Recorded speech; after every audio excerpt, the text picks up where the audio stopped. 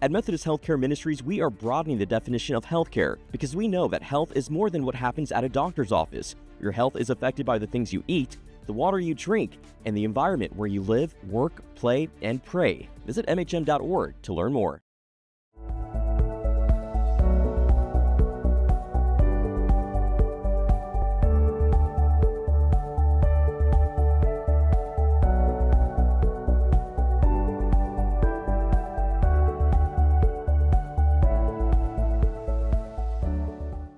At Methodist Healthcare Ministries, we are broadening the definition of healthcare because we know that health is more than what happens at a doctor's office. Your health is affected by the things you eat, the water you drink, and the environment where you live, work, play, and pray. Visit MHM.org to learn more.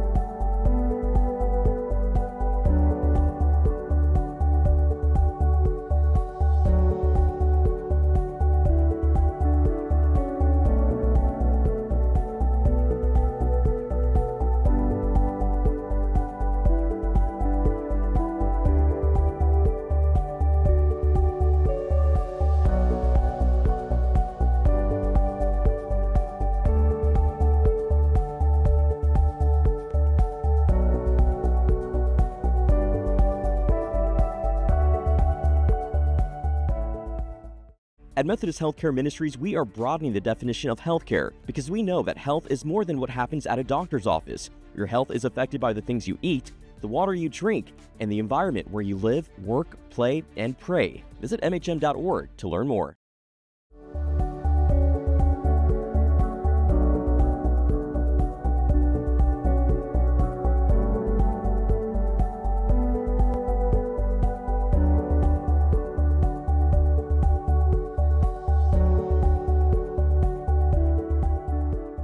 At Methodist Healthcare Ministries, we are broadening the definition of healthcare because we know that health is more than what happens at a doctor's office. Your health is affected by the things you eat, the water you drink, and the environment where you live, work, play, and pray. Visit MHM.org to learn more.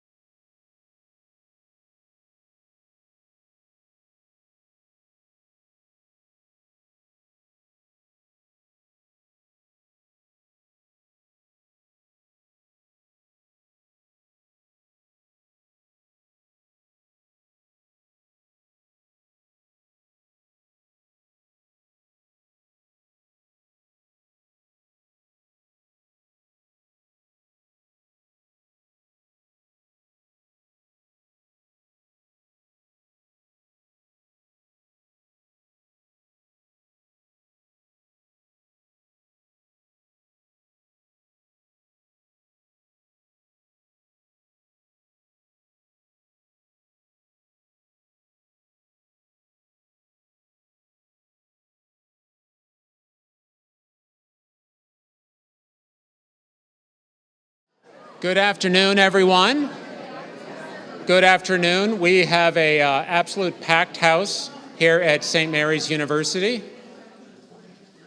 That's all right. Plenty of good conversation going on. My name is Matt Ewalt. I serve the Texas Tribune as Senior Director of Events and Live Journalism. Welcome to those joining us in person here at St. Mary's University in San Antonio, and those joining us online for our program today titled San Antonio and the 2025 Legislative Session with Representative Ray Lopez and Senator Jose Menendez in conversation with Texas Tribune Editor-in-Chief Matthew Watkins. Our program today will run an hour with 45 minutes of conversation followed by your questions. Our in-person and online audience can submit questions through our Q&A portal at texastribune.org/ask, texastribune.org/ask.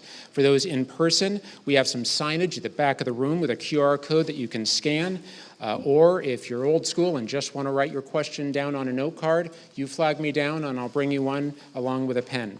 For those joining us online, you'll see that URL at the bottom of the screen throughout the program. We welcome your questions today.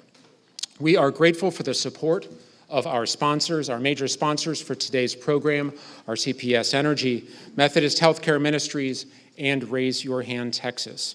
Please note that while sponsorship provides critical support for the Tribune, sponsors play no role in programming or the line of questioning for Tribune events. We also want to thank our host, St. Mary's University, for hosting us for today's conversation. Here to offer a welcome on behalf of the university is the president, Winston Aravelis.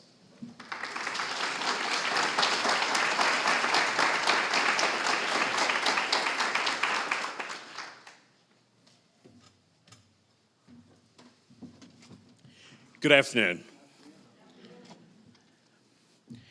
Welcome to St. Mary's University. I have the joy and privilege of serving this wonderful institution as its 14th president.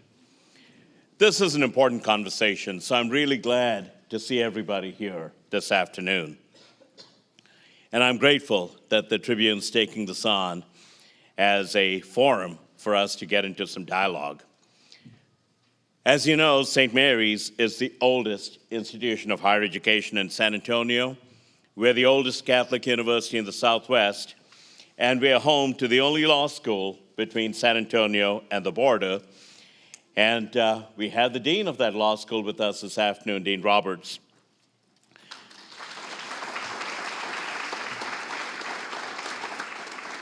We have a number of current and former members of the St. Mary's community in the audience, so if any of you have questions about St. Mary's, feel free to flag any of us down.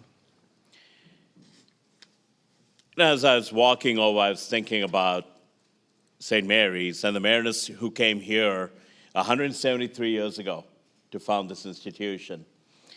And since our inception, St. Mary's University has been a place where we have brought the community together in dialogue. So I'm really grateful that all of you are here. Today's event focuses on the laws passed during the 2025 Texas legislative session, and we're going to spend some time looking at their impact on our neighbors across San Antonio. And it is such a privilege to welcome two elected officials who represent Bexar County districts that include St. Mary's University. So it's just such a privilege to welcome the Honorable Ray Lopez, Texas House Representative for District 125, and the Honorable Jose Menendez, Texas State Senator for District 26. Thank you so much for being here. Your leadership has an impact and makes a difference.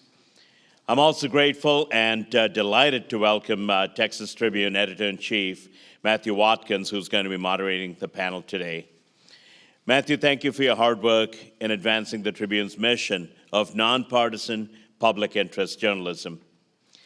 Speaking of the nonpartisanship, we did extend invitations to our Republican colleagues, but while they were unfortunately not available for this particular date and time, I am personally looking forward to engaging and appreciating the work done by both sides of the aisle, all of our lawmakers, and the work done in 2025. Please keep an eye out for future opportunities that we will be looking forward to hosting for additional dialogue. At St. Mary's, we are committed to fostering respectful conversations on key issues that matter most to all of us. And it is only through this kind of dialogue that we can work towards the common good on our campus, in our city, and across our state. Ladies and gentlemen, thank you so much for being here. We are proud to host you, and we look forward to the conversations. Good afternoon.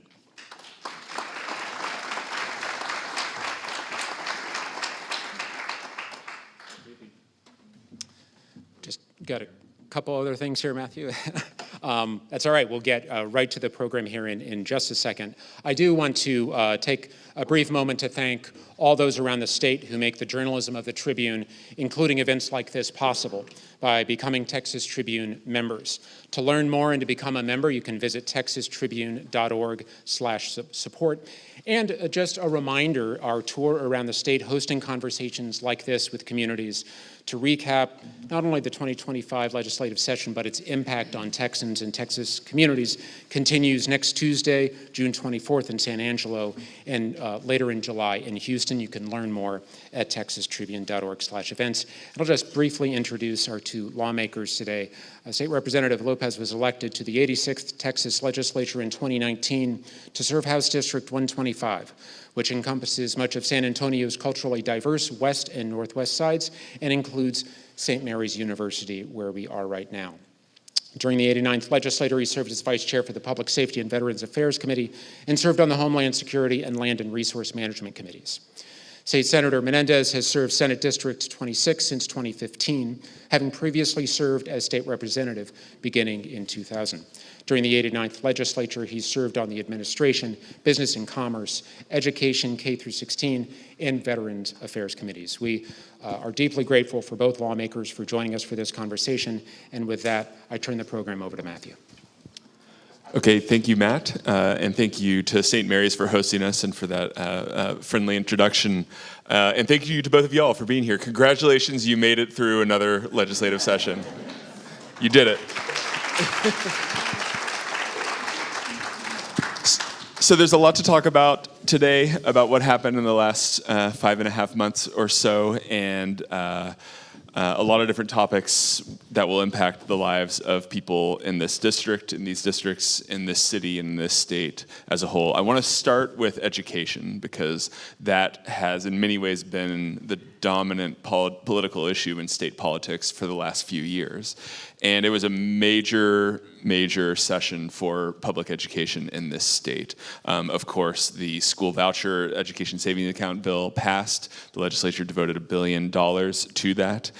There was new laws related to hanging the 10 Commandments on classroom walls, whether or not schools can teach DEI initiatives, and of course a major cash infusion into the school districts, $8.5 billion, much of which went to teacher raises and other expenses too.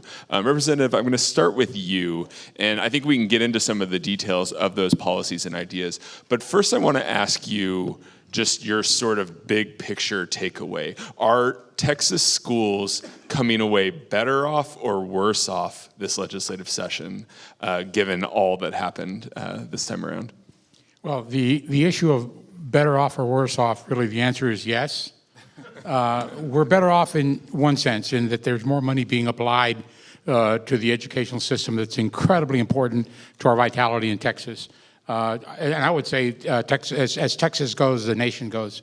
On the other side, I've never been an elected official that did not take this into consideration during every budget process, and that's never spend money, recurring dollars, and supplant them with non-recurring dollars. And that's what we've done in the education system. We've taken surplus dollars that we've had them for quite some time, and we put them into a very needed investment in education. The problem is that it's taking existing dollars that are one-time dollars, going into a budget that's going to require recurring investment. So the real question is, the good and the bad, what are we doing in 4 years, in 6 years, and in 10 years when there perhaps will be no surplus, and we still have the significant investment, and we're still in a catch-up mode. So the answer is, we did some good, but I don't know that it is, and it certainly isn't sustainable at the pace that it is today. We're going to have to find other methods and come up with formulas that will allow us to make those investments long-term. I'm sure as the day, the event progresses, we'll get a chance to talk about some of those things that have been introduced that I think would make a good inroad into that notion, that concept. Senator, when we talk about the money that was put into the school system, the proponents and I would say skeptics, I don't know if there were necessarily any opponents of that bill per se. The proponents, though, would say this is the biggest one-time increase in school funding in the history of this state. Some of the skeptics would say, yes, but that money doesn't even keep up with inflation that we've seen in that the school districts have been having to deal with over the last 5 or 6 years or so. How do you view what happened in that regard for the schools? Well, it's true, sadly, that 2 years ago, the session before this one that just ended, we did nothing with the money. The money for the schools was held hostage by the governor in exchange for the vouchers, right? So now there was an $8.5 billion injection of general revenue, but that, we should have been investing at least 2 of that, if not 3 or more, last session.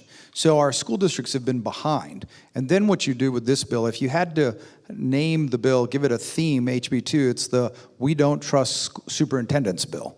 Because what it does is instead of giving it to them to put into the basic allotment and let all the weights that have been allocated over the years of public school finance, whether they have higher proportions of English as a second language or English learners, if they have higher numbers of special ed, whatever the issues are that make it more expensive to run a school, that's now been controlled by all of these different buckets. Out of the $8.6 billion, $4.6 billion is going to compensation for teachers exclusively.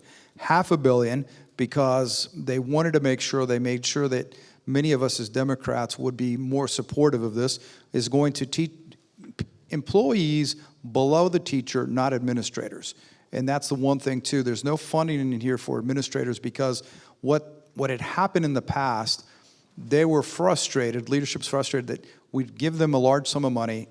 The leadership would hold 5, 6 or more months in their reserve account and not fully fund the budget and then say the legislature didn't give us enough money. So that's what's happened. These are their words. They've said to me, so now we're going to force them, when we give them this money, they have to use this money this way. And so you've got a record number, $834 million for special ed, almost $200 million for teacher preparation, almost $500 million for early learning, $150 million for CTE, and then there's an allotment that goes just for all the other things that they need to have, insurance and all the basic needs, to make sure that they cover the things that need to be paid. These goals, though, that you lay out here, teacher raises in particular, right? I spoke with a teacher last week who said, this will represent, some teachers will be getting raises of $5,000, others $2,500, saying this will represent the biggest raise they have ever received in their careers as legislators. You talk about, some of the teacher preparation stuff, addressing what had been talked about in the education world as a real problem of a lot of teachers coming in sort of unprepared for the classroom and everything like that. Does it make a difference, really? Is this not what the schools should be spending the money on? Absolutely, but I think to some extent, too, as a state, we cannot micromanage everything. At the moment we start telling everyone, whether it's school districts, counties, cities, how to run them entirely, universities, which it feels as if many in the legislature want to do, then we're not leaving any autonomy for places in this large state with 30+ million people that we're vastly different from the Panhandle down to the Valley. We're completely different. We could be easily multiple states. We're micromanaging it to one size fits all. And it's coming from a legislature that, because of gerrymandering, is much more conservative than the actual rest of the state. The state, if you look at a Supreme Court justice race that's statewide, but it's a few below actually known names, they vote almost 50-50. It's like 51-49, 52-48. That means the state as a whole is much more balanced than the actual legislature. Representative, going back to the issue of school vouchers, this was something that Democrats fought hard against last session. The math was pretty clear going into the session how this was going to turn out. We now have an education savings account program in the state. It will have, well, you know, we will have one once it goes into effect in a couple of years. We will, you know, there's $1 billion behind it. I'm curious what you think this will mean for the people in your district. Do you see families in your district taking advantage of this option? I'm sure some will. It would be interesting, I think, in a couple of years to try to figure out, of the current population that are attending private schools today, what is the demographic change once we start putting $1 billion into that fund? Is it a different group of students that are showing up, or is it the same students with a different level of subsidy? I would argue that it would be the same students with a different level of subsidy, because I suspect that in most cases, the cost to go to a private school is much more than the amount of that is being given by the state. So the parent is going to have to make up the difference. As an example, if you want to go to Cornerstone, for example, my understanding is the basic tuition at Cornerstone is $28,000. Then you tack on all the other things that you got to do to stay in Cornerstone. It could go up to $35,000, $40,000 a year. Well, the kids that are going there today, those parents are already affording that, and they're going to see this as an advantage. Hey, listen, I'm getting a $10,000 discount. So that means that there will be no new children being able to take advantage of that going into this scenario with Cornerstone, because they can't afford the $18,000 delta. It's really, really simple. And at what point then are we also going to review what do the tuition rates modify to within this private school sector? Is that $28,000 now going to be 32, 36, 38, where the $10,000 that we're adding to that student tuition really gets absorbed in paying for private school administrative expenditures? There are no checks and balances within the funding structure that's there today. That is at the core of the problem, the argument that we've made all along. There are no checks and balances. Take the money, go do something good with it. And the answer is they'll go do something with it. And it's going to be good certainly for their students, but it's difficult to be able to validate how we're helping our community. At the end of the day, our Constitution says that we are to take care of the general population, the general students. That's not addressing, those dollars will not be addressing that population, and I'm very skeptical on how it's going to be validated when there are no indexes. There's no way of measuring its impact. What I do know is that currently Texas ranks about, I believe, 43rd, 42nd perhaps, in per pupil funding. If you want to measure it there, we're not making a dent into that position. We're going to stay at that level of 42, 43, 42nd to 43rd in the entire country as far as per pupil funding.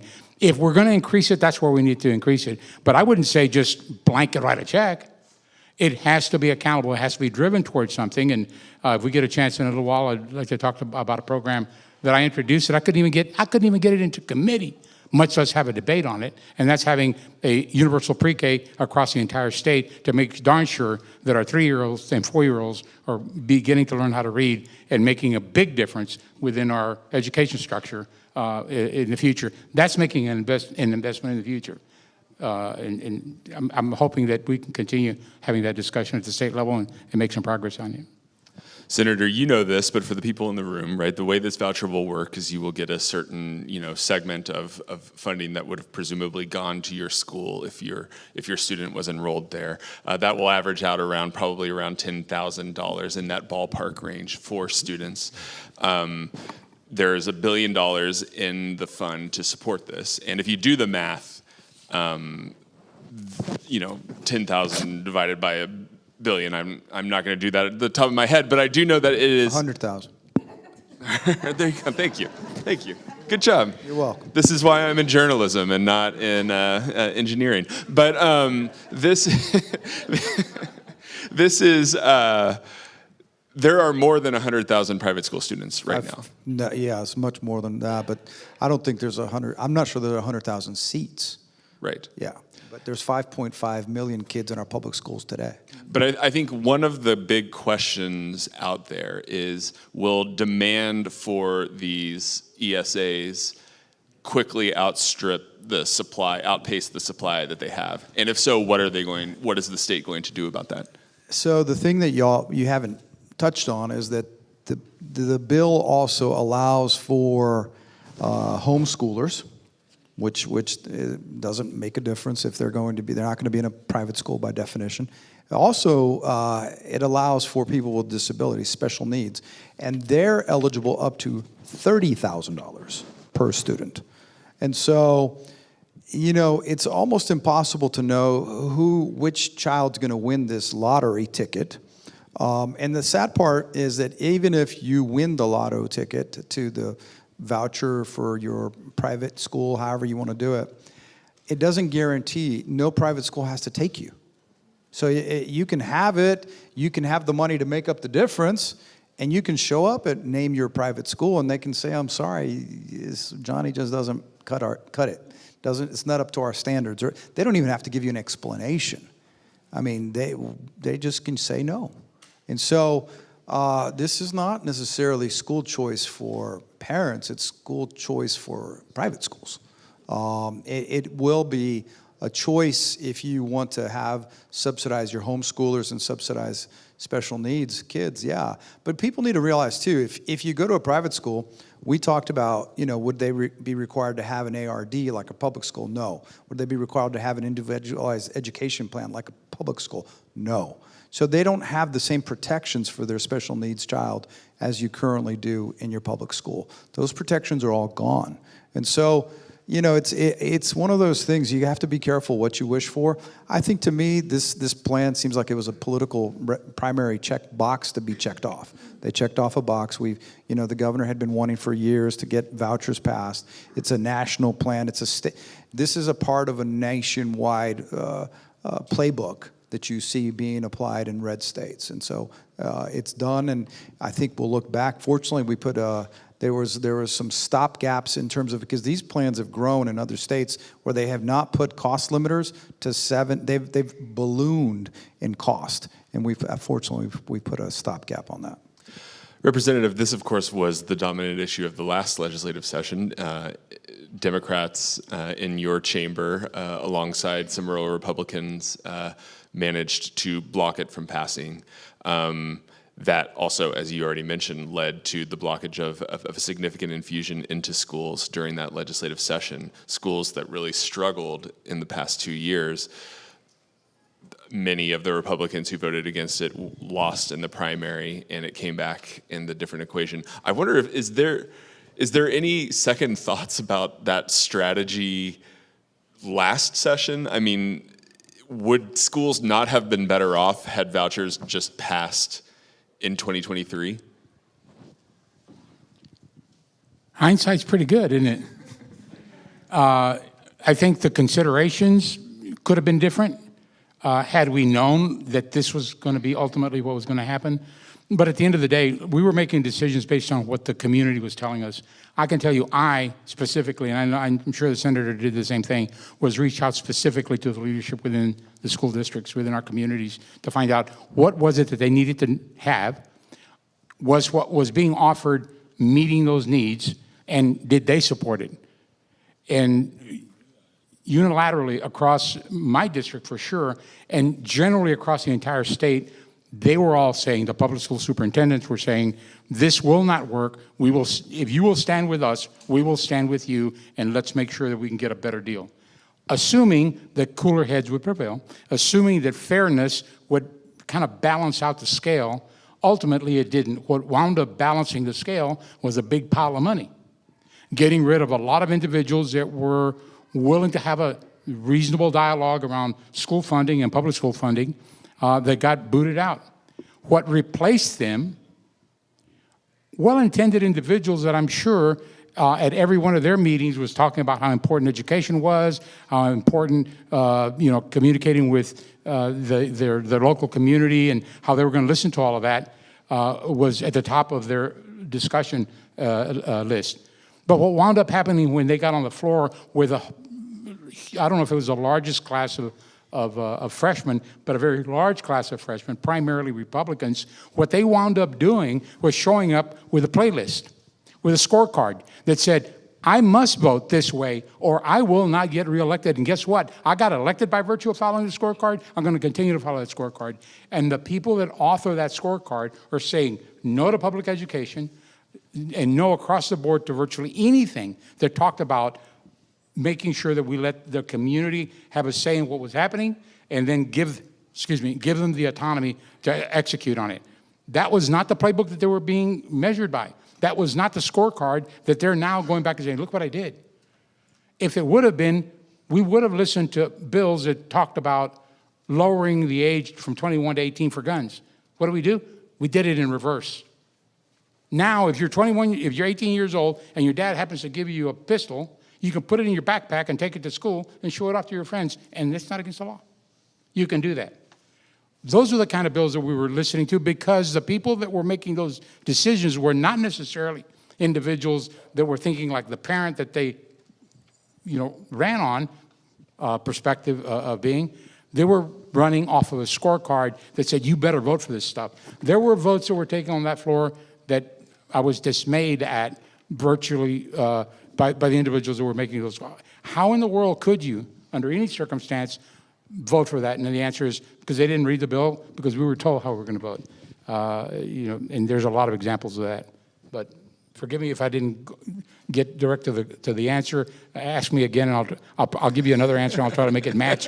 I'll try to make my answer match the question. No, I thought it was you answered the question. Right. Yeah. But it's not an emotional thing to me. Yeah, sure. Can you tell? Senator, I had a conversation with a Republican last week who made the case to me. There is all this attention, the media, other folks want to focus on some of these, social issues, other measures that we passed. But the real story of this legislation, he said, was the major investment that the legislature made into the future of this state. And so they point at, we already mentioned the $8.5 billion for schools, but also water, right? $2.5 billion directly added. If voters approve in November a constitutional amendment, I think there's a pretty good bet that they will. There will be another $1 billion allocated each year for 20 years. So you're talking about in total about $22.5 billion. You're looking at me like maybe my math's wrong again, but you tell me if I am. The power grid, $5 billion added to the state energy fund with an effort to increase the capacity on the grid. There were a lot of measures related to green energy that tried to target and harm green energy. Most of those, if not all of them, failed in that regard. These are major things that are important to the future of this state, the future prosperity of this state, and the state took major action on that. That should be the story. I wonder whether you agree with that assessment.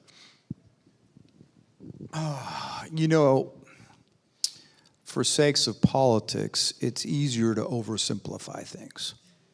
I was thinking about what you said, the scorecard. We had the same problem. We'd have a bill come out of committee unanimously, it'd get to the Senate, and have maybe 1 or 2 no votes. Then the scorecard would rate your bill, and all of a sudden you had 9 votes against your bill. I had a simple bill to help homeless kids get a birth certificate so they could get a driver's license. We couldn't get a vote for it. It came out unanimously.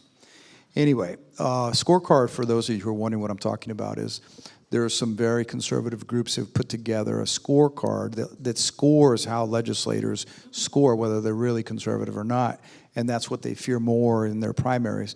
And vouchers was dead up until the moment that Abbott caught the whole Republican caucus in a room with no cameras in the building, the only room that doesn't have cameras or mics, in the Ag Center, and they got Trump on the phone, and Trump said that if you don't do this, that I'm going to primary you guys. And then he went on to endorse on the phone Speaker Burrows and everybody else who was going to vote. There were people reportedly that were present, witnesses that saw representatives come out of there crying, saying, I didn't want to vote, I don't want to vote for this, but I'm going to, I have to, because they felt that their career depended on it. Our communities don't want vouchers because they know that vouchers is not the right way to invest public education money. Let's stop and now answer your question. We made some good investments, starting investments. The problem for water statewide is so big that the investment we made, it's like a down payment on a vehicle that is not going to pay the car off, but you have to keep making big payments in order to pay the car off. It is a small down payment. Sounds like a lot. It's a lot, because anytime you use the word billions, but you got to understand, this state is so big and the need is so great. And the fact of the matter is that we're just barely starting to address the issue. So water needs, that's going to be what's going to cause Texas in some ways not to be able to continue this growth that it's had, because we're running out of water. And so that's one issue. Another issue is, and you've got leadership of CPS Energy in the room. So for those of you who don't know, CPS Energy provides electricity not just to our city, our county, to this region. It's the major provider. It's a municipally owned utility. It is the largest municipally owned utility in the nation and the best run. And so their CEO is right here, Rudy. And I wouldn't have said that, Rudy, even if you weren't here, I would have said the same thing. But they have a diverse portfolio of generation. What does that mean? That means that they can, on any given day, draw energy from a diverse set of generation capacity, whether it's natural gas, whether it's solar, whether it's wind.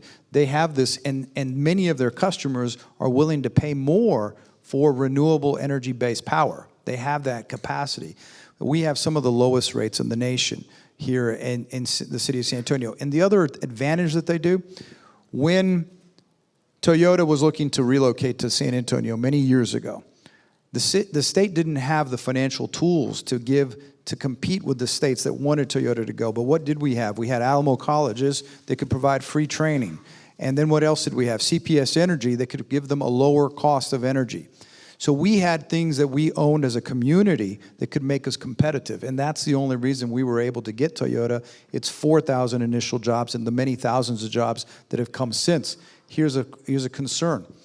If we don't continue to add more electrons of any sort, whether they be nuclear, whether they be solar, whether they be wind, whether they be natural gas, we will not be able to connect. Currently, CPS Energy has got people trying to say, we want to come to San Antonio, we want to bring jobs in this, and they're saying, I'm not sure that ERCOT's going to let you hook up. That's an issue. And it's not their fault. It's ERCOT, because as a state, we have not done enough. And so, the fact that many colleagues, that once again, we're talking about this national playbook in terms of campaigning against things. It's a national playbook to campaign against renewable energy. Because if it's not drilled by some, energy company, they don't like it. And it's stupid. It's stupid because, yes, we know that wind is not going to be there when the wind's not blowing. Gas is, and the solar is not going to be there. But that's why we have battery power. And currently, I know there's a company called GridStore that's looking to bring to San Antonio. They've got a project in Edinburgh. GridStore is a large capacity battery storage company. They're based out of Austin, if I'm not mistaken, and they're looking to do developments around the state. This would be the thing that we need to gap the 2 or 3 hours of major demand. When the demand is greatest? When everybody gets home from work around 5 or 6, and it's 6 o'clock, you got home to a hot house, you turn up the AC, and it's going to be hot till 8 or 9 o'clock at night. That demand goes through the roof. The sun starts coming down, and that's when we used to get in a pinch on energy. And what do we need? What would cover that? A 2 to 4 hour battery. That's what would cover that. That's still cheap, reliable, on-demand power. but it's not coming out of the ground, and it's not some big donor giving you money for it. And so that's part of why they came after it. Fortunately, many of us who believe in renewable energy and clean energy, we were able to somehow beat back the efforts. I mean, the House did a lot of the heavy lifting. We did as much as we could in the Senate, but that's part of where we are. I think the author of the water plan bill, Senator Perry, would have liked to have had more money, but this is one of those sessions where even after we've spent $20 billion, you want to know where we're going to get the money. We spent $20 billion on the border. We had $6 billion in the original budget. We cut it down to $3.5 billion in order to make up for the new money for the HB2, for the funding.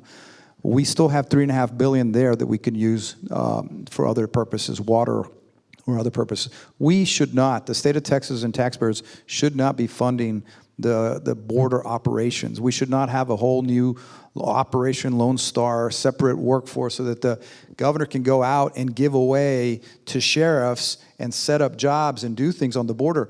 The border people aren't voting for Republicans because they are now all of a sudden in disagreement with our policies. They're voting because the governor is out there providing jobs and giving them things, and they see that he's helping the border region where no one else had. So he's spending all of the rest of our tax dollars down on the border, and he's getting benefits politically from it.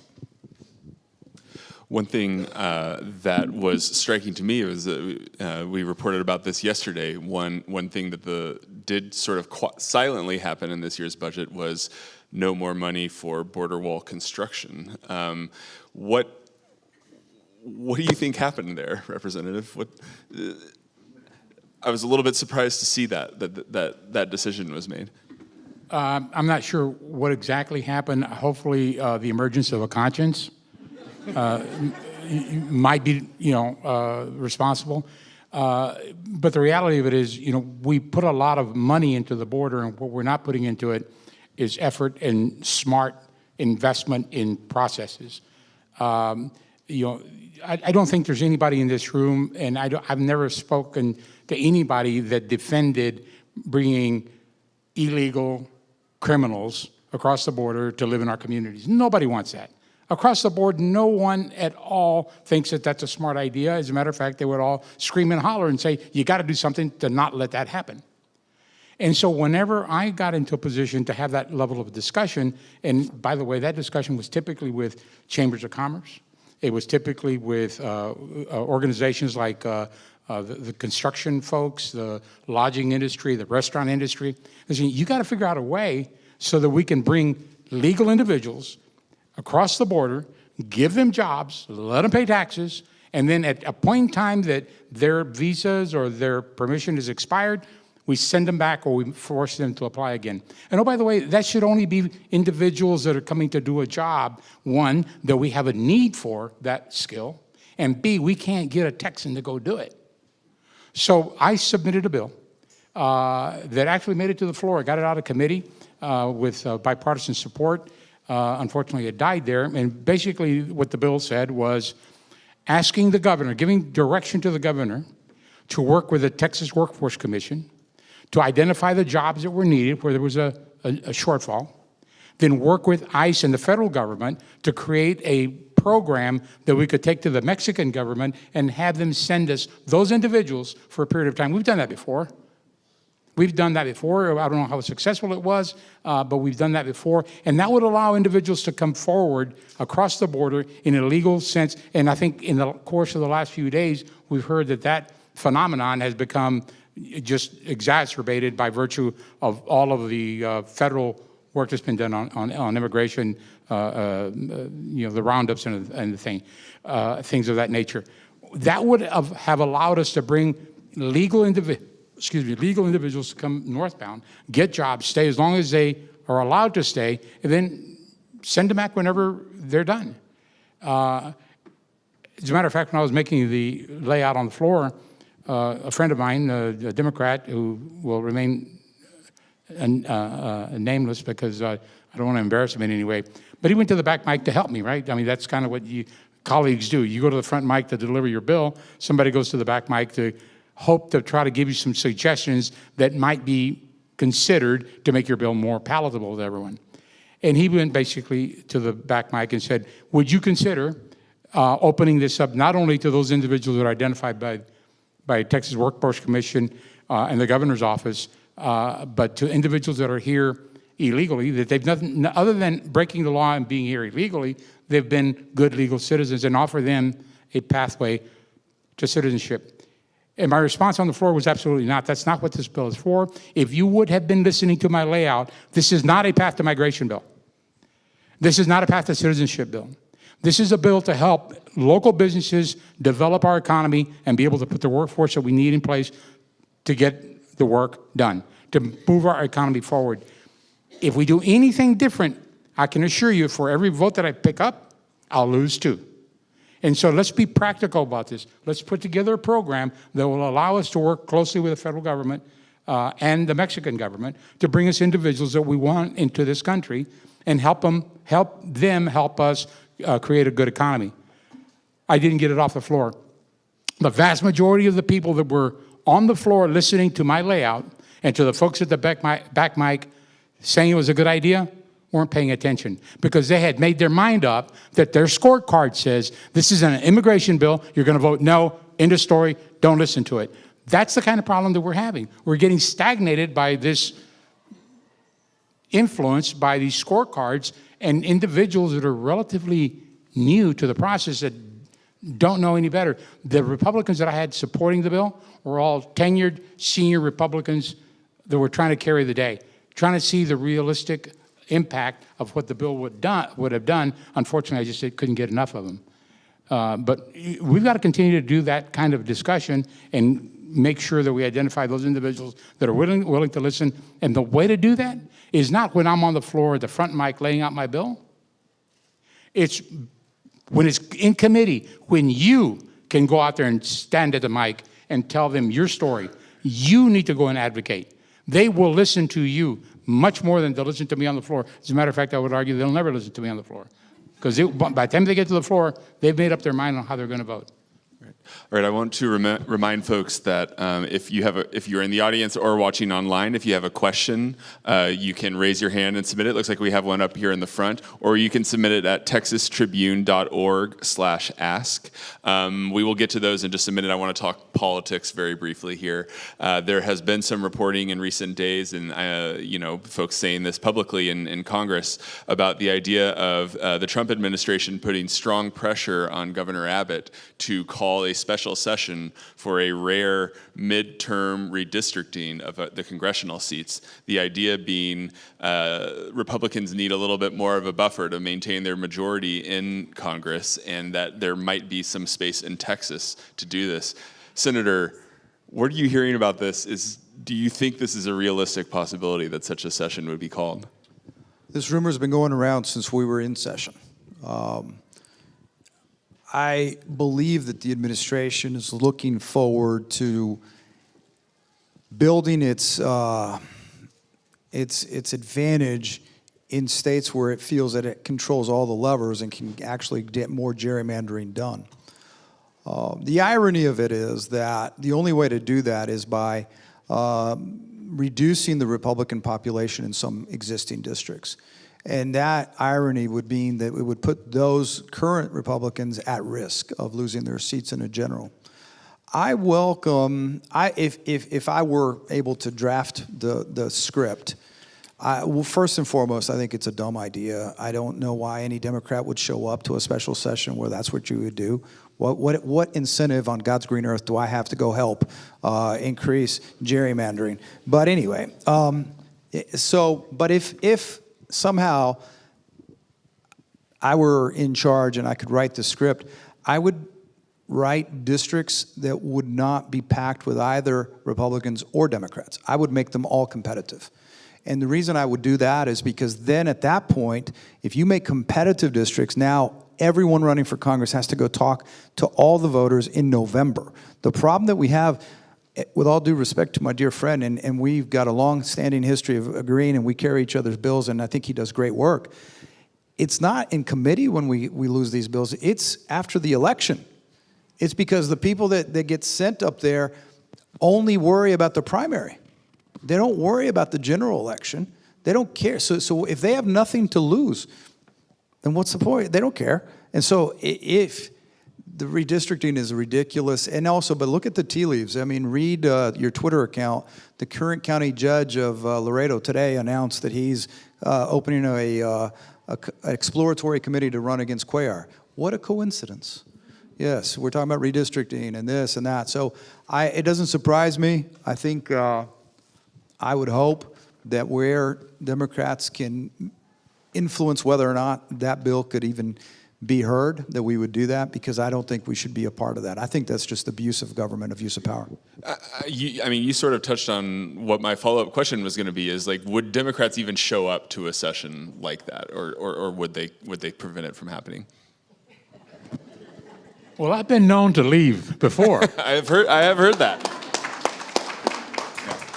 When the issue is a BS issue, when democracy is at stake, you cannot put a penalty on me that will keep me from exercising my voice. And that means, if it means walking away, not showing up, and going up, but it's not to not show up and stay at home and watch TV and watch what's going on CNN or MSNBC. It's going ahead and getting active, going and talking to the leadership in our country to make sure that they understand. And I alluded to, I've been known to walk away before. So it was 57 other Democrats that left a couple of sessions ago, and we went to Washington, D.C., but we didn't go over there just to get out of the state so that we wouldn't have to go to the office, and so that we wouldn't be forced to vote. We went over there and we started knocking on doors every single day, talking about what was at risk, what was happening in Texas, and it became not a Texas issue, but a nationwide issue.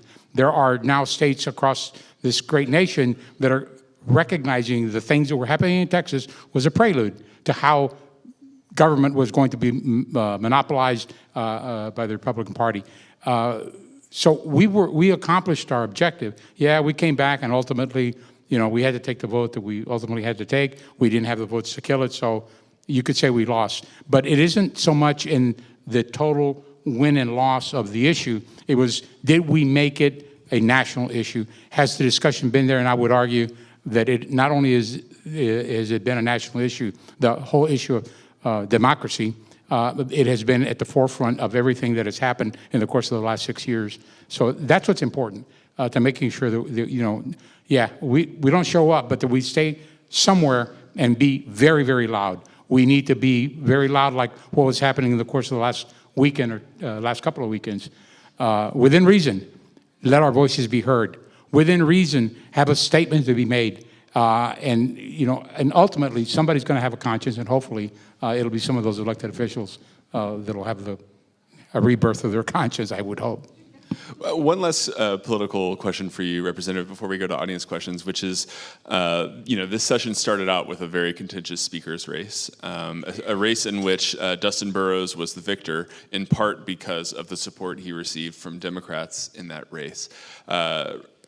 Representative Burrows, Speaker Burrows, went on to be a very conservative speaker. He was in many ways aligned with the lieutenant governor in ways that maybe more so than recent speakers have been in that way. I'm curious, how do you and your colleagues feel about the speaker and the job he did now that the session is up? Well, I'm going to try to be nice, as nice as I possibly can, and first say that we got a lot of good things done, during this session. A large percentage of what we do is nonpartisan. A lot of what happened that most people don't hear about are things that got killed, things that were stopped before they made it to the floor. Not all of them, but there were a significant number of things that were modified by the time they hit the floor, that were because the speaker agreed with us that we had to have some level of say from a minority perspective on what that legislation was going to be. So from that perspective, we won some small battles, and those battles looked more like things that we killed that were inside of the bills. Reducing certain language that would not be quite as bad as it would have been had it been. They had the votes to pass just about anything they wanted. We knew that. As I used as an example earlier, I sit on Homeland Security and Public Safety. And I was told, and as vice chairman of that committee, I had the authority and the budget and the rule-making capacity to be able to call a bill that was sitting in committee to be heard. Well, the problem was I'm not the chairman. The chairman was the one that ultimately decided what got onto that agenda or not. So we decided that one day we were going to listen to all of the gun bills in one big meeting, one long meeting, and we knew we were going to be there till late at night. And so I thought we're going to bring all the gun bills forward. Well, we had a gun bill that was going to ask to lower the age from 21 to 18 for assault rifles. That bill didn't make it to the floor that day. The one that did make it was lowering handguns from 21 to 18. That one did make it. And the problem is that, yeah, we were given some latitude, but it wasn't latitude that would completely violate the scorecard. They were still looking at that damn scorecard and saying, I cannot change the laws around age for guns. I just got to stay away from that. But we're going to listen to all the other debate. And it was unfortunate. So at the end of the meeting, I asked what happened to the bill that I asked to be brought forward. He said, well, there were so many that we can't get it done in one night, so we're going to have another run at guns probably in the next week or two. That never came. And those of you that have worked in Austin know that it's much easier to kill a bill than it is to pass a bill. And it's easier to kill one by virtue of time. And that's what happened to a lot of really, really good bills. But that's not to say that there weren't some limitations that were put out there. There were a lot of DEI issues that were discussed that we were able to take some of the edge off of. There were a lot of LGBTQ rights issues. There were women's issues. There were a lot of issues that we were able to take some of the edge off, but it still passed. And it's because, at the end of the day, if you're a Republican and you're needing to make a decision based on a particular issue, you're going to lean into your party's direction if you want to get reelected. And if you don't believe that that's the case, talk to Dustin Burrows, talk to Dave Thielen, talk to Bonin, talk to all the individuals that pushed back on the lieutenant governor's agenda and find out where they sit today. And they'll change the leadership until they get somebody that'll jump when the string gets pulled. We had a lot of good things done, but a lot of bad things also happened, and that we're still around to try to fight those. And I know that you're going to go to public questions in a minute, but you kind of started off with a comment that basically said, I'm sure it was jokingly, that now that it's over, we've been there for 5 months, and you're relieved the work is kind of finished. And the answer is the work is just starting. For the next 18 months, we're going to be talking about what's going to happen in the interim, what attention we're going to put on what topics, and make sure that the speaker allows those topics to be made top of mind so that we can debate them and be prepared to pass meaningful legislation next session to be able to take our positions and move them forward. So the work is just beginning. I know that the senator does the same thing. We're looking right now to submit letters to ask for particular topics to be put on into committee during the special session so we can continue having this dialogue. It's got to happen. So, thank you. Matt, let's do a couple audience questions. Great. We won't be able to get to all of them in our time here, but appreciate the questions, and we'll share them with both lawmakers afterwards. Want to get into a couple issues here. Rachel from San Antonio asks, regarding Texas water infrastructure, many groups supported the legislation because the funding for needed projects depends on assistance. Yet once the funds are available, it could be used for wasteful projects that are not sustainable, such as piping water around Texas. What is a better way forward to not run out of water for basic needs, including environmental flows? Hey, I'll start. In my opinion, the cheapest form of water and the best form of water, the most environmentally friendly form of water is conservation. And so we should be doing anything and everything to conserve as much water as we can. We should also be trying to teach best practices. Look, San Antonio has a history of using similar, if not almost the same per capita amounts of water as it has 20, 30, 40 years ago because of conservation. But we've got to make sure that the rest of the state is doing that. It would be, in my opinion, unconscionable for someone to be watering a golf course with potable water. They should be using recycled water. We should find more ways to use recycled water. So that's where you start, in my opinion. And right after that, right below it, is fixing the leaks. There are leaks all around this state where good potable drinking water is going through the pipes and out, and we're losing that. I think that needs to be addressed. I think these are you take the low-hanging fruit on what's the easiest way to keep the water you have, and then and only then do you start looking at possible desal of brackish water that's on site. I think obviously transporting water is expensive, so I think you take care of how do you get water closest to the demand. I think this is the way I would go about it. And I've actually posed those questions to the chair of the committee, Senator Perry, to say, how can we make sure that when we look at these are projects that are viable, and they're not just viable, but they're cost effective, and they're the most environmentally friendly as well. Barbara, I appreciate some questions that are from Texans wanting to just get some clarity on impact of legislation. Barbara from San Antonio asks, is it true that once a child receives a voucher, it will renew so long as the child is eligible, and that child's siblings have an advantage for getting vouchers? Does that mean certain families who have superior eligibility for their kids? I honestly don't know the answer to that. I don't think you'll find very many elected officials who will ever admit to that because it's so unclear.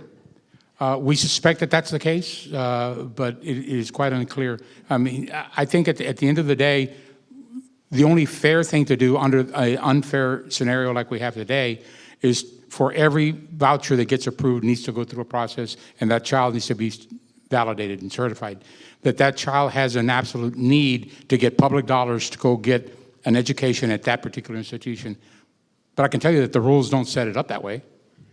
So, I just really don't know the answer because it's unclear.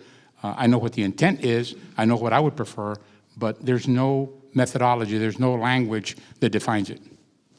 I think there were some parameters in terms of who would get preferential treatment. I think there was some to low income, and then there was a tranche left for anybody that earned any amount of money that we tried to cap. We also tried to create a way to make it to where all foster kids of Texas could get it. If you really think this is a good idea, why not let them? And since the state of Texas is a ward, as their ward, we're guardians for those kids. I have to agree. The thing is, the comptroller is going to put this into place, and so I think we're getting a new comptroller here pretty soon. Okay. And our last question actually was submitted before Representative. You talked about kind of lawmakers and scorecards and appealing to scorecards. But Ray from San Antonio states, it seems to me that lawmakers on both sides are often controlled by scorecards rather than guided by principle.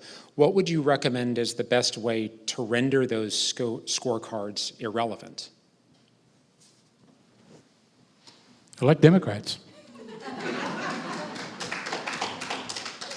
And I say that, and we all kind of giggle over that, but there's a big difference in the parties. The Republican Party is structured in a way where the scorecard is what's being driven. In the primary, during the Republican primary, they vote on a lot of issues that ultimately become part of that scorecard. They have nothing to do with what I would want to have happen, but it was voted for during the Republican primary, and therefore it becomes part of their platform. And that's what drives a lot of that. On the Democrat side, we don't do it that way. I mean, it is literally the big tent. It's a lot of discussion about a lot of different things and a lot of variation of those different issues. The only thing that we can do to modify that is to make sure that our voices get heard. Unfortunately, I just don't see very many of us being able to make a whole lot of ground going to a Republican convention and try to raise some of the issues that we're trying to raise that are good for the public in general.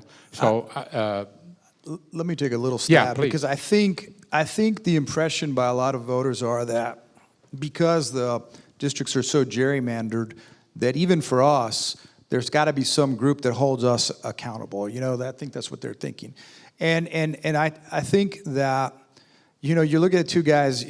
Ray was a school board member. It doesn't get any more tough than being a school board member, a trustee for Northside Independent School District. Then he went city council like I served at city council.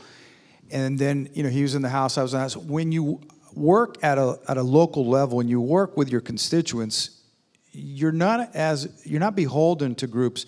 I ran it against an incumbent with no money and won by 41 votes. They don't control you because you know who you're afraid of is the person answering that door when we're asking them to vote for us. So there's no NRA that controls me. There's no special group of any that says if I get a D and F and whatever from any special interest group, I don't really care. Why? Because you see that second table over there. All of y'all stand up on the team. Stand up. The staff right there. Those are the hardest working people in the Capitol and at home.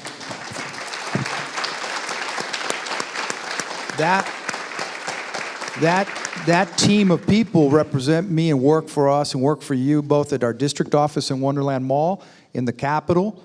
And let me tell you, I'll end with this, and I want to thank President Gervais, not only for hosting us, President Dr. Gervais, but for staying the whole time. I've been very impressed. I want to thank you. So people, voters, sometimes may not remember exactly how you voted or what you said on a particular issue, but they'll never forget how you made them feel. And so, if you prove to people that you care about the issues that matter to them, and then you back that up with your actions, with the bills that you introduce, with the votes that you take, with the actions like when it's not easy to take off and leave your family at home and go to D.C. and be there stuck, going into meetings with people who don't want to see you, that's not easy to do. And on Mother's Day, we took off for Ardmore, Oklahoma in 2003 because of the first time that they wanted to do that sort of thing. And I had to tell my wife, I didn't even know where I was going. But we left Mother's Day, cut it short to leave the state for 4 days. Not like these guys. They left a lot longer. But my point is that sometimes you have to do what you have to do. And then nowadays, we have what happened in Minnesota, where people are on the extremes, are getting so angry with their legislators for standing up for their constituents that they're going to their homes to shoot them. It's crazy. And what happens is, the sad part is this, folks, fewer and fewer people are going to want to put their families through this. I'm sure you've had to answer to your grandkids, and I've had to answer to my kids. How long do you really have to do this? Can you get a bulletproof vest? Are you carrying? Things, is there someone there? I mean, these are the realities that we're dealing with, and it's not right. It's wrong. And it's wrong that we've allowed this to happen. And the sad part is, in the last mayoral election, only 17% of our population voted. The problem is that we want better, but we're not participating. Now, I'm sure everyone in this room votes every election and everything, but y'all know people who don't. We all do. And we got to get up and we got to explain to them why it's so important that we all vote. Amen. Go ahead. Okay, and I think that is a great place to end it because we have gone to the end of our time. But thank you both so much for being here. This was a great conversation, and thank you so much to St. Mary's for hosting us. We'll be back again sometime soon.